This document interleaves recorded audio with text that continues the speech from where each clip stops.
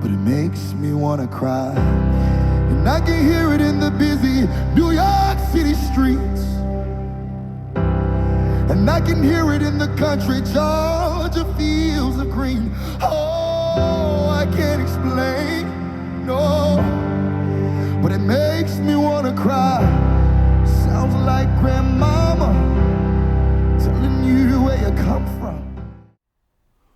When I was a young man, I was physical. I liked to play football. I liked to play baseball. I liked to be physical, and part of that was liking a good fight every now and then.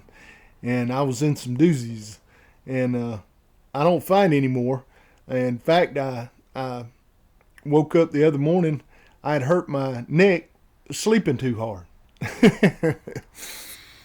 But what I wanted to talk about today was this political season that we've just come through and how we as Christians have represented Christ. I've seen so many brothers and sisters saying awful, awful things and even cursing and carrying on and pointing fingers, just being provoking. The Apostle Paul had a message for us. I believe it says Ephesians 4:29, I believe it is.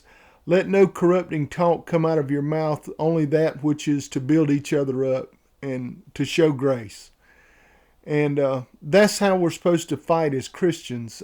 We see Jesus fighting the way he fights, and we saw Jesus do some physical things.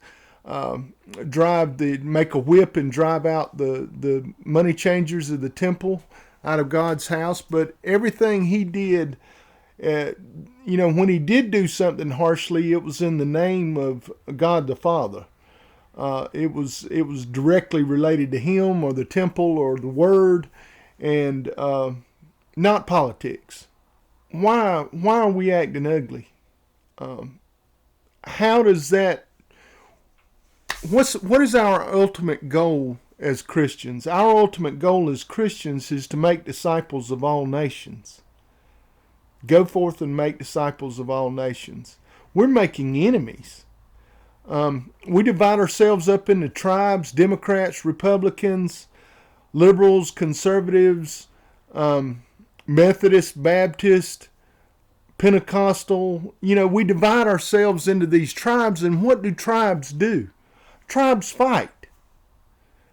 That's disunity. That doesn't work. It doesn't accomplish any goals. It just causes frictions and problems and people to hate each other. And I think by slapping labels on other people and saying you're a liberal or you're a conservative or whatever, we're picking a fight. We don't want to pick fights. We want to ask questions. What do you want? What do you hope to gain from this political leader? What do you hope to gain for your family and for your country by aligning yourself? Ask people questions. Do you agree with abortion? Do you agree? If you do agree with abortion, why? Generally people say, I believe a woman has the right to choose what to do with her own body. I agree with you. Find something you can agree on. I agree that people should be able to choose to do what they want to with their own body. But now, once a new baby has been created, is it okay for the mother to kill that baby? And then, discuss back and forth things like that. And then, keep asking questions. Well, if it's okay, if you think it's okay to kill a 6-month-old baby in the womb, 6 months, how about a baby that's 6 months out of the womb, that's 6 months old? It's not any more self-sufficient than the baby in the womb. What's the difference? Is it okay to kill the baby out of the womb?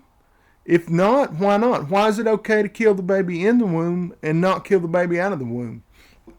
The point that I'm trying to get to is that Jesus asked questions. He forced the other person to articulate their position. He entered into a conversation asking questions quite often to let the other person speak, and he listened, genuinely listened, and we have to do that.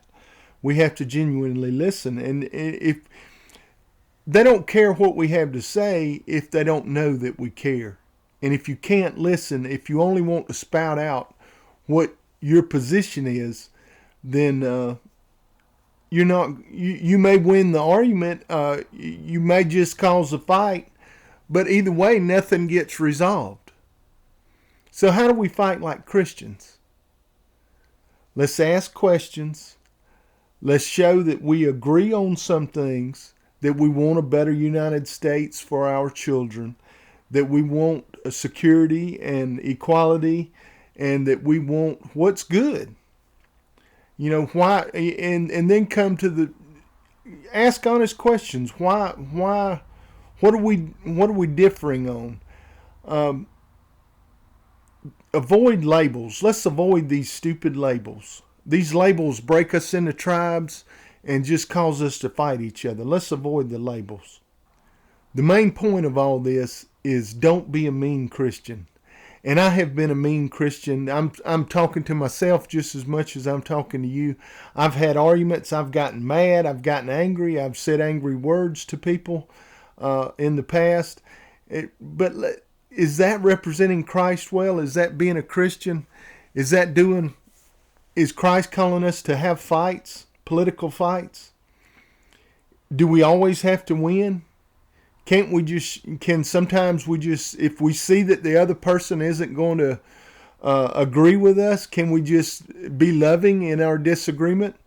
And you know, I think let's stop damaging the church.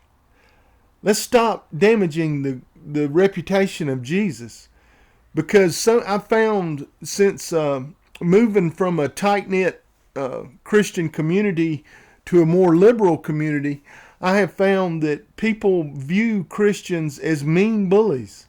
And that was a lot of what we've seen in the White House for the past 4 years. And I know we love him. I love him. I love President Trump.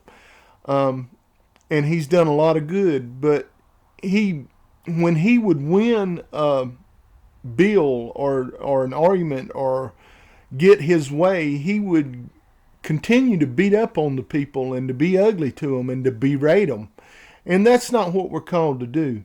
We're called to represent Christ well first. We're called to have decent relationships with people to the point that we can talk to them about God. Their salvation is much more important than their political position or who's in the White House or who's the governor or whatever. Politics are not the end all. God is. What's the other person's eternal destination? Are they saved? If you're not in agreement, find out why. Do it in a nice way. Anyway, I just wanted to say, let's represent Jesus a little better. I'm trying to, and I hope you are too. And I love you. See you soon. I can hear it in the crackle of a bonfire, and I can hear it in the middle of the ocean water.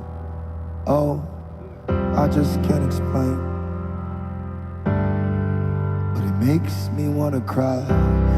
And I can hear it when the rain falls on my windowsill, on a playground where children's laughter lives.